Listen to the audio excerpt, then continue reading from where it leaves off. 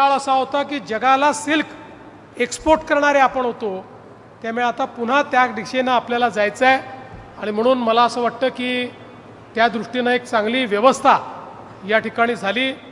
या व्यवस्थेचा लाभ जास्तीत जास्त शेतकऱ्यांना कसा घेता येईल, त्यासोबत अधिकाधिक शेतकऱ्यांचं ट्रेनिंग आणि त्याची व्हॅल्यू चेन क्रिएट करण्याकरता चांगल्या पद्धतीचा कौशल्य विकास, या दोन्ही गोष्टींवर येत्या काळामध्ये आपण फोकस करू. ज्या ज्या लोकांनी याकरता उत्तम अशा प्रकारचं नियोजन केलं त्या सगळ्यांचं अभिनंदन करतो. आमच्या शैला मॅडम नव्याने आता या विभागात आल्या आहेत, अतिशय अनुभवी अधिकारी आहेत, अतिशय फोकस्ड अधिकारी आहेत. नियोजन विभागात अतिशय उत्तम काम त्यांनी यापूर्वी केलेलं आहे.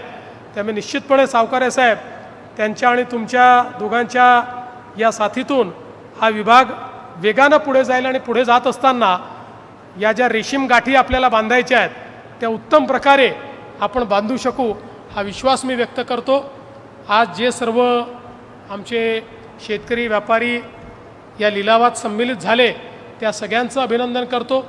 काही या क्षेत्रात उत्तम काम करणारे त्यांचंही आपण अभिनंदन केलं आहे, त्यांचंही मी मनापासून अभिनंदन करतो.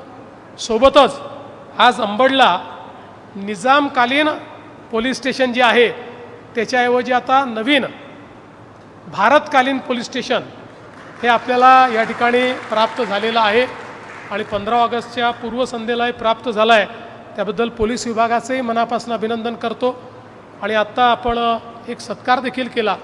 खरं म्हणजे कधीकधी खंत वाटते की घटना इतकी वाईट आहे की त्याबद्दल आपण खंत व्यक्त करावी की चांगलं त्याला न्याय मिळाला म्हणून समाधान व्यक्त करावं. पण मला असं वाटतं की अलीकडच्या काळामध्ये सातत्याने क्रिमिनल जस्टिस सिस्टीममध्ये वेगानं निर्णय आपण आणतो. कुठेतरी जे गुन्हेगार आहेत त्यांच्यावर वचक बसला पाहिजे आणि याही गुन्ह्यामध्ये एका चिमुकलीवर अत्याचार करणाऱ्या नराधमाला केवळ 53 दिवसामध्ये या ठिकाणी शिक्षा झाली. 20 दिवसात पोलिसांनी चार्जशीट दाखल केली आणि 33 दिवसात पुढची कारवाई झाली. मला असं वाटतं की अतिशय समाधान वाटणारी ही गोष्ट आहे.